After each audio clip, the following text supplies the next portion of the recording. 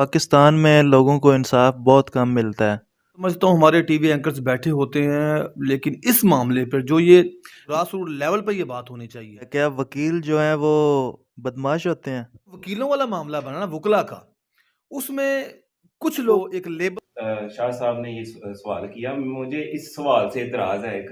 पैदा हुआ वकील तो ओहो इब्लीस ने कहा लो आज मैं भी साहिब औलाद हो गया।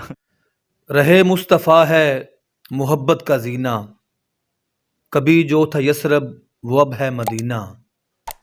मदीने की गलियों की जो खाक छाने, वो अर्ज़ो समा के सभी राज जाने। वही तो शफात का हकदार होगा, वो महबूब रब का भी दिलदार होगा। वो जिसको मयस्सर वफा का अलम है, उसी के तसर्रुफ में लोहो कलम है, लोहो कलम है। अस्सलाम वालेकुम नाजरीन, मैं हूं आपका होस्ट सैयद अली जवाद सिराजी और आप देख रहे हैं हमारा यूट्यूब चैनल आपकी राय। नाजरीन, हाफिज़ाबाद की तारीख में एक ऐसी शख्सियत हुई हैं जिनको हाफिज़ कानून कहा जाता है। लातादाद शागिर्द उनके हाफिज़ाबाद में मौजूद हैं और आज उनके शागिर्द जो हैं वो बार के सदर बने हुए हैं। नाजरीन, आज हमारे साथ उनके बेटे मौजूद हैं, राना अदील मकबूल साहब। तो आए हम इनसे कानून के बारे में बात करेंगे। जी अस्सलाम वालेकुम। जी वालेकुम अस्सलाम।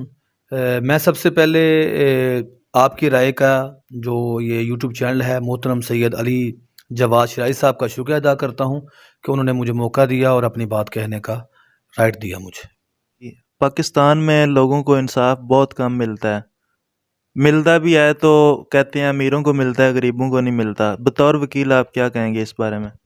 शाह जी, जो आपकी ये क्वेश्चन है हकीकत है, इतना बड़ा सवाल, इतना ज़रूरी सवाल।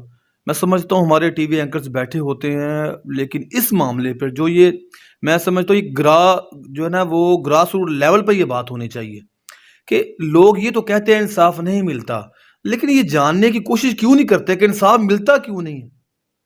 मतलब हम इल्ज़ाम तो लगा देते हैं, हम फॉल्ट भी निकाल लेते हैं, नुक्स भी निकाल लेते हैं, लेकिन ये जानने की कोशिश नहीं करते कि आया इंसाफ क्यों नहीं मिलता। तो मैं इसमें ये कहता हूं कि ये जो हमारा कानून है ना, जो हमारा आइन है, इसको पढ़ना, इसको सीखना हर सिटीजन ऑफ पाकिस्तान पर फर्ज है, कंपलसरी है इस कानून को जानना। इसमें देखना, अगर आपको ये नहीं पता कि आपका हक क्या है, आप हक कैसे लेंगे?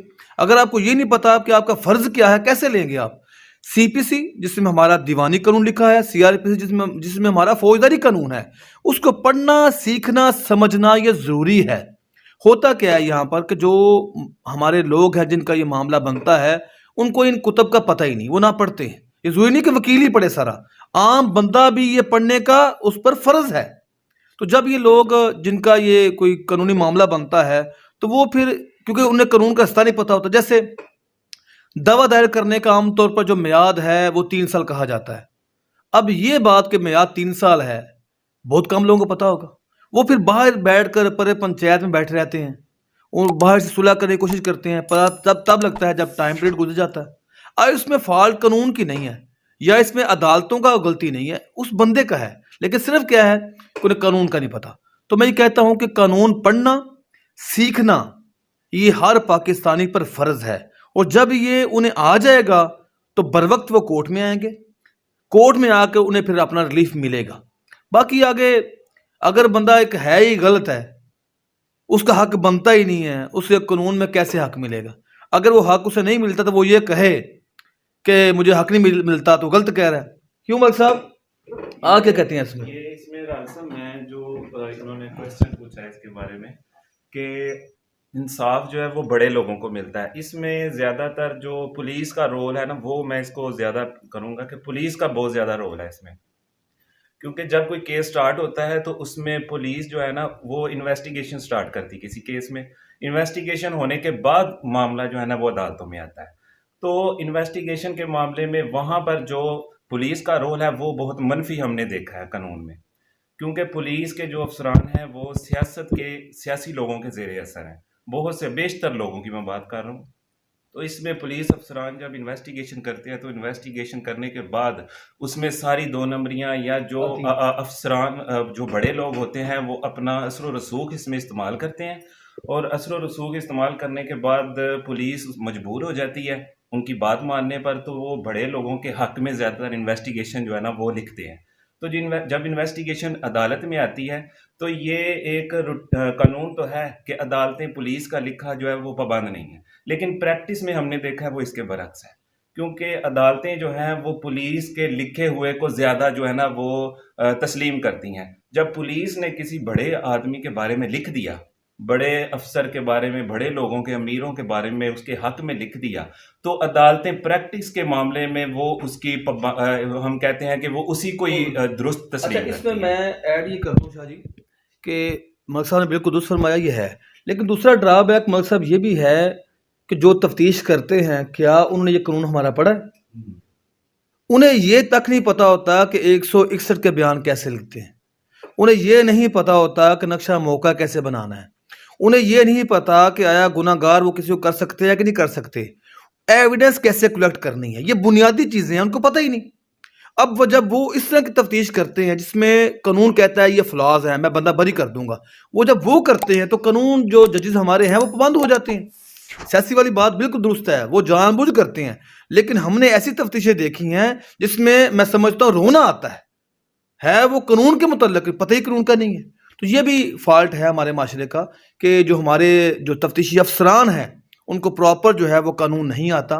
लीगल इंस्पेक्टर हमारे होते तो हैं, मुझे नहीं पता है वो कैसे इन तफ्तीशी अफसरान को देखें। अगर तफ्तीश दुरुस्त हो, कानून के मुताबिक हो, बयानात दुरुस्त हों, बरामदगी दुरुस्त हो, नक्शा मौका दुरुस्त बनाया जाए और तमाम एविडेंस को सही कलेक्ट किया जाए, मैं गारंटी करता हूं कि वो बंदा जो मुल्ज़म है उस सजा होती। तब ही कोई बंदा बरी होता है जब इन मामलात में फ्लॉज या जो है वो गलतियां की जाती। तो ये भी एक फैक्टर है जिससे लोगों को कानून नहीं मिलता, इंसाफ नहीं मिलता। राना अदील मकबूल साहब, तो आए हम इनसे कानून के बारे में बात करेंगे। जी अस्सलाम वालेकुम। जी वालेकुम अस्सलाम। मैं सबसे पहले आपकी राय का जो ये यूट्यूब चैनल है मोहतरम सैयद अली जवाद शराई साहब का शुक्रिया अदा करता हूँ कि उन्होंने मुझे मौका दिया और अपनी बात कहने का राइट दिया मुझे।